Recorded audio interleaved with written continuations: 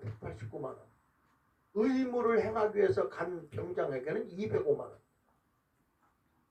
그러니까 이게 모든 체제를 다 흔들어 놔버린 거예요.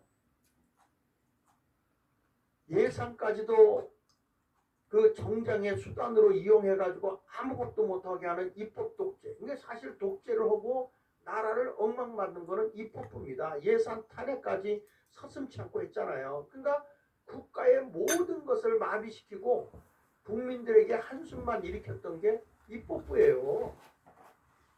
그러면 대통령이 최소한의 권한을 가지고 국가를 이끌어갈 수 있는 게 지금 이런 상황에서 대통령이 할 수 있는 게 뭐냐고요.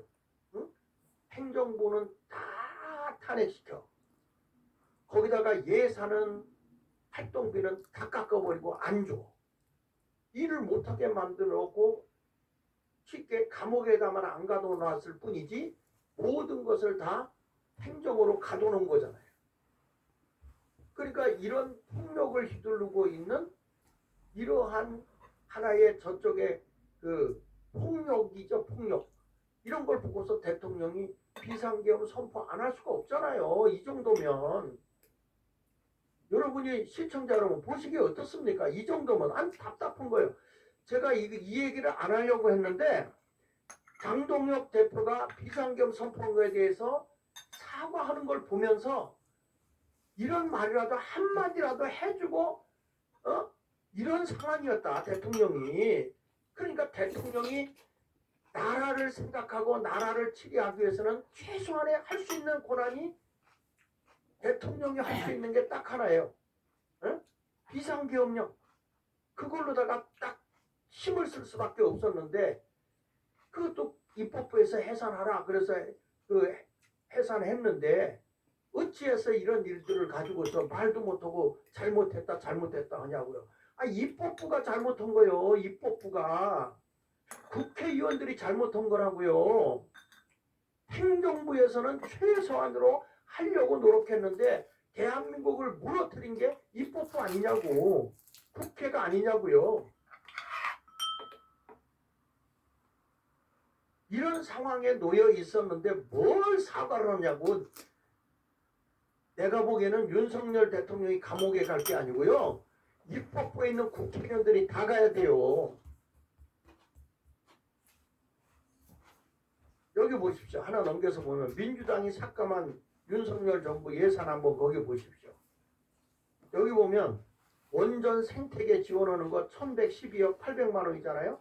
전액 삭감했습니다. 빵입니다. 빵. 원전 수출 보증금 250억 전액 삭감했습니다. 원전 첨단 제조기 기술 부품 장비 개발 60억 원 전액 삭감했습니다. 혁신형 소형 모듈 원자력 SMR 이건 세계에서 대한민국에서 유일하게 개발한 거고 가장 귀한 원자력 발전소 소형 원자력 발전소를 개발한 거거든요. 이거에 대해서 332억 8천만 원 이거는 세계적으로 보급할 수 있는 경제에 큰 도움이 될 수 있는 건데 이거를 전액 삭감해버려요. 그러니까 국민 생존을 위한 원전이라든지 SMR은 이거 미래의 먹거리거든요. 그 미국과 MOU를 맺고 하는 이런 것들에 대해서 완전히 삭감을 다 해버린 거야.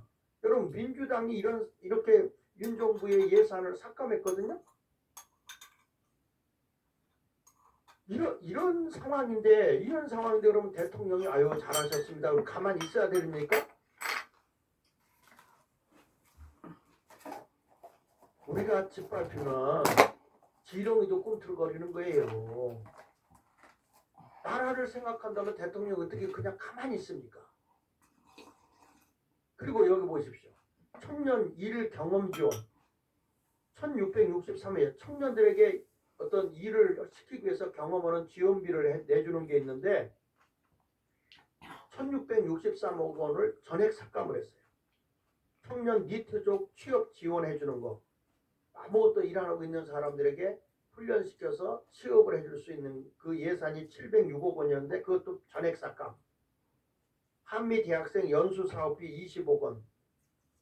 이건데 한일 대학생 연수 자금을 6억 원을 했는데 그걸 전액 삭감했고요.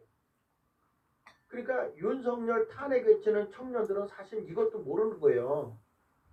여러분 보세요. 누가 지금 청년들을 위해서 예산을 세웠죠?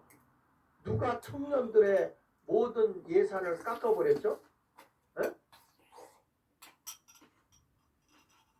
그런데 뭐 알지도 못하면서 알지도 못하면서 이런 일들을 하고 있으니까 한심한 거죠. 그 다음에 거기 대통령실 특활비 82억 원 전액 삭감했죠. 검찰 특검비 특활비, 감사원장 특경비 특활비, 동해 심해 가스전 개발 개왕코레 프로젝트 여기 보십시오. 82억 587억 원 60억 원 30억 전액 삭감했고 동해 심해 가스전 개발하는 거 이거 우리가 잘 아는 대왕코레 프로젝트 미래에 엄청난 거잖아요. 505억 가운데요 8억 남겨놓고 다 깎아버렸어요. 그러니까 대통령과 검찰, 경찰의 손발을 묶어놓은 건 민주당이고요. 아무것도 할 수 없도록 돈을 다 깎아버리고 꼼짝 못하게 만들어 놓은 거예요. 여러분 누가 지금 폭력을 하고 있습니까?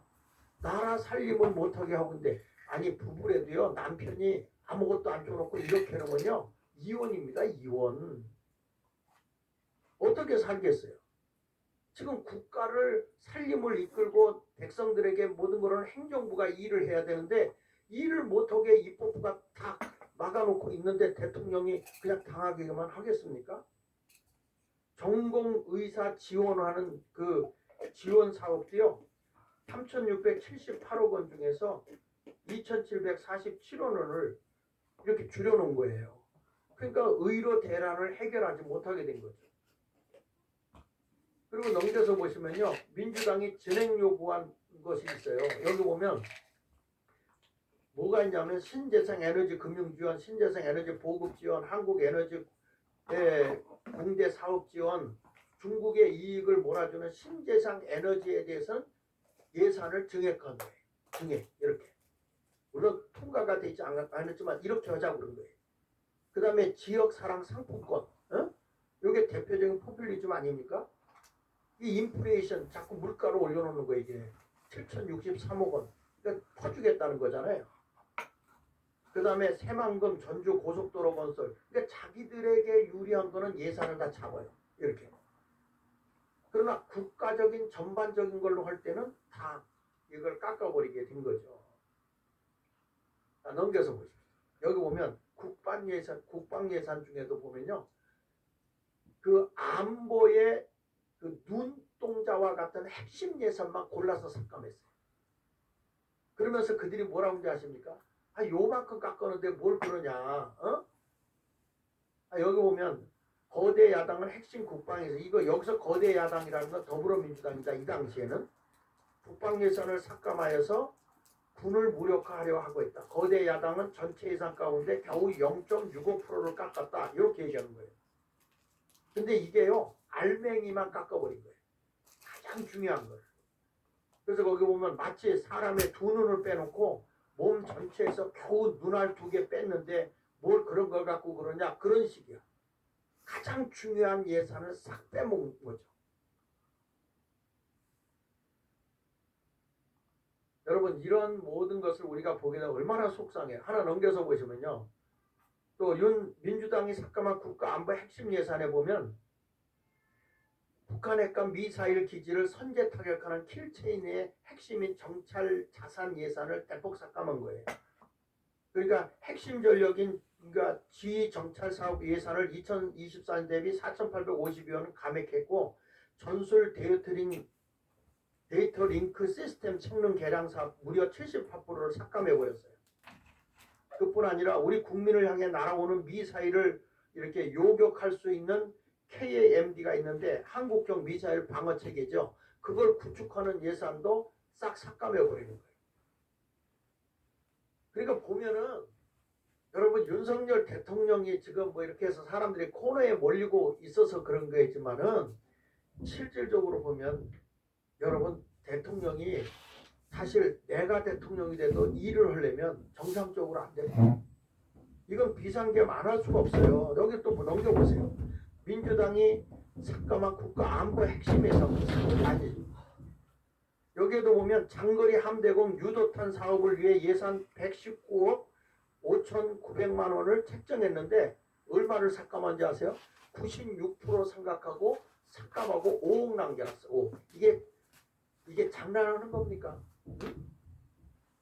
예산에 119억 5,900만 원. 그래서 내가 보면서 지금 느끼는 게 이번에 국방부의 월급과 국방부의 모든 그 무기를 개발하고 뭐 하는 이런 것들에 대해서 돈을 국방부 예산을 1조 3천억을 못 줬잖아요.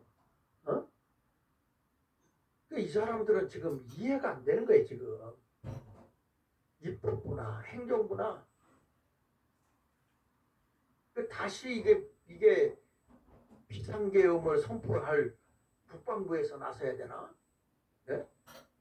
여기 보세요. 밑에 보면 드론 방어 예산이 100억 원 가운데 무려 99억 5,400만 원을 깎아버렸어. 지금은 여러분 이번에 우크라이나 그 전쟁하는 거 보셨죠? 사람이 직접 가서 싸우는 게 아니에요. 드론들이 가서 공격하죠. 이런 걸 한국에서 다 하는데 이런 예산을 다 깎아버린 거예요. 국민 여러분 어떻게 생각하십니까? 윤석열 대통령의 비상계엄을 선포한 것이 불합리했다고 생각하십니까? 이 정도 됐으면요 대통령이 할 수 있는 게 없어요. 수감만 안쳐오고 보이지 완전히 아무것도 못하게 완전히 제도권 안에서 가둬놓은 거예요. 이게 그러니까 살기 위해서 나라를 살리기 위해서 어쩔 수 없이 대통령이 행할 수 있는 마지막 권한 행사할 수 있는 게 비상계엄이 비상계엄. 비상계엄을 선포했는데 이게 대통령의 헌법에 보장해 있는 내용임에도 불구하고 이것을 내란이다. 내란죄로 되지도 않잖아요.